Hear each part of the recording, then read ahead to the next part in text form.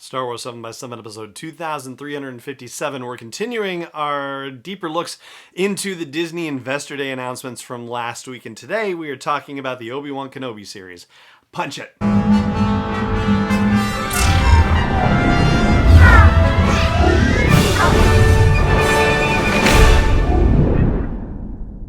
Hey Rebel Rouser, I'm Alan Voivod and this is Star Wars 7 by 7, your daily dose of Star Wars joy. And thank you so much for joining me for it. So the Obi-Wan Kenobi series, we got some new news about that, some rather remarkable news.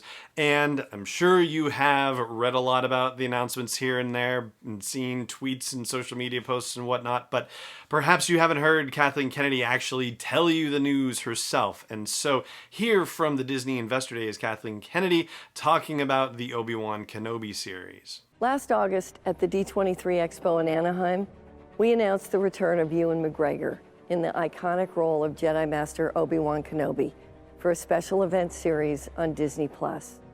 Obi-Wan Kenobi begins 10 years after the dramatic events of Revenge of the Sith, where he faced his greatest defeat, the downfall and corruption of his best friend and Jedi apprentice, Anakin Skywalker turned evil Sith Lord, Darth Vader. Our fans will be thrilled that Hayden Christensen will be returning in the role of Darth Vader. This will be the rematch of the century. The series is directed by Deborah Chow, coming off the great work she did with us as a director on season 1 of The Mandalorian. Production will begin in March of next year.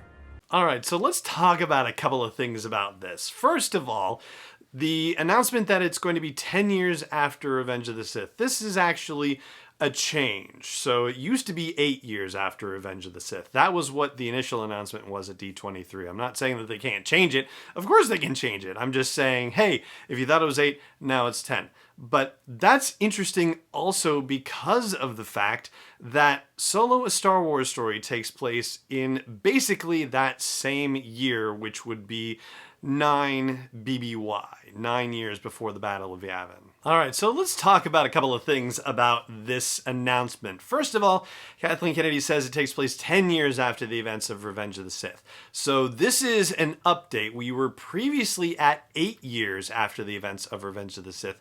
So this is now putting the events of the Obi-Wan Kenobi series at 9 BBY, 9 years before the Battle of Yavin.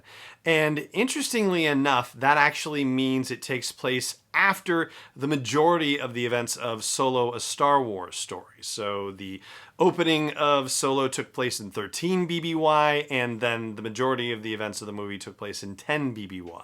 And that opens up some very interesting storytelling possibilities that we will get to in just a moment. But there is some information that I have to share with you first that wasn't available on the Investors Day public feed.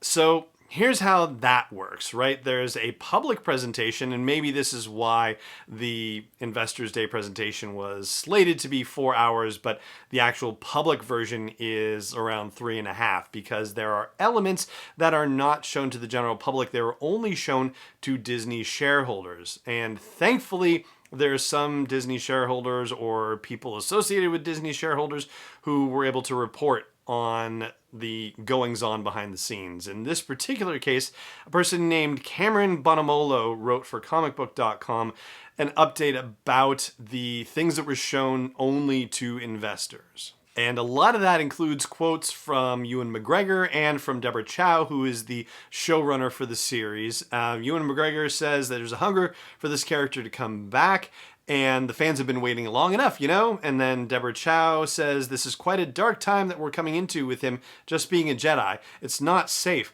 There are Jedi hunters out there. So we'll come back to that one in a moment as well. McGregor says he has this one task left, which is to keep Luke safe. We start on Tatooine and we go on a rollicking adventure. That ties into the first thing that I said, wait a minute. And they also say that we couldn't tell the story of Obi-Wan Kenobi without addressing Anakin or Vader. That's Deborah Chow. And then Ewan McGregor says, the most beautiful thing of all is that it's brought me back together with Hayden. It'll be amazing to bring those characters back together again, very unexpectedly. And McGregor says having another swing at each other might be quite satisfying for everybody. We hope that you enjoy it as much as we're going to enjoy making it. And there are also descriptions of concept art on the story, and I'll link to that in the blog post for the show's episode and in the show notes for audio and video versions, but be that as it may. The big takeaway, I think, from this is the whole rollicking adventure that we're getting off of Tatooine. The idea of Obi-Wan leaving Luke for a time is kind of fascinating. And the notion of Jedi hunters out there suggests that Obi-Wan is either going to, trigger the attention of Jedi hunters after he leaves Tatooine, or Jedi hunters are possibly going to be looking for him and tracking him to Tatooine, and he's going to have to book it off of there so that way he can lure the Jedi hunters away from Luke Skywalker.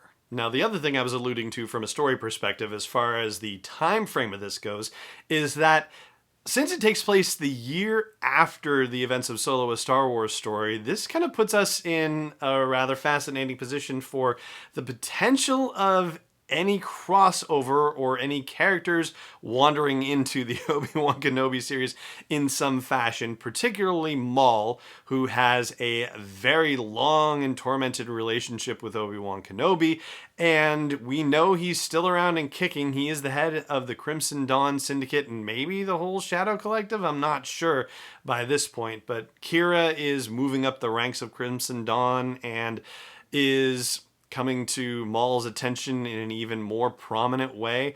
So the idea of going on a rollicking adventure that gets Obi-Wan off Tatooine certainly opens the door for potential interactions with Darth Maul, to say nothing of Jedi hunters or Darth Vader himself. And speaking of Darth Vader, that's the last thing that I want to flag for you. But first, before I do that, this is a quick self-promotional note about the YouTube channel for Star Wars 7x7, which is approaching 500 subscribers. And if you catch the show on YouTube and you have not subscribed yet, I hope today's the day that you'll consider doing that. And if you know folks who would prefer to get their daily dose of Star Wars joy via video, then I hope that you will share this show with them on YouTube. Or if you're listening to the audio version and you'd like to see what my face looks like if you don't know it yet already, or you want somebody else to go look at my face, then please, by all means, refer anyone and everyone you know to sw7x7.com/YouTube. That'll get you there. Also, youtube.com/sw7x7. Flip them around, whatever. It's going to work either way, but I hope you will help me get to a modest goal of 500 subscribers before the end of the year, and thank you very much for your support. All right, so Darth Vader. Hayden Christensen as Darth Vader.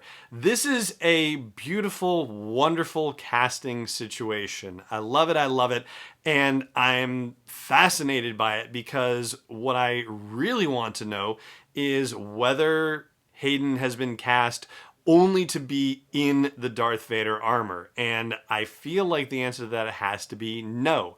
The reason why I think that is because if that were the case, then they could have put any number of folks inside the Darth Vader armor. They had 2 different folks in the armor for his appearance in Rogue One, for example. So, why wouldn't they just have a stunt performer be inside Darth Vader's armor if it was just going to be Darth Vader in armor, right? And even at the end of Revenge of the Sith, when it's Hayden Christensen in the Darth Vader armor, the voice is still provided by James Earl Jones. So you imagine that a Darth Vader in armor in the Obi-Wan Kenobi series would be voiced by James Earl Jones, or heaven forbid if he is unable to do it, then by someone, for example, like Scott Lawrence, who did it for Vader Immortal and does it very well. And we know he's going to show up in the armor because they're talking about a confrontation between Obi-Wan and Darth Vader as part of this. So, it has to happen like that. But I just can't imagine them casting Hayden Christensen for this unless they plan on showing that man's handsome face for everyone to see, which means going into flashback modes and things like that. So it's going to be really interesting to see how that shakes out. All right, that's what we've got on the Obi-Wan Kenobi series, and that is going to do it for today's episode of the show.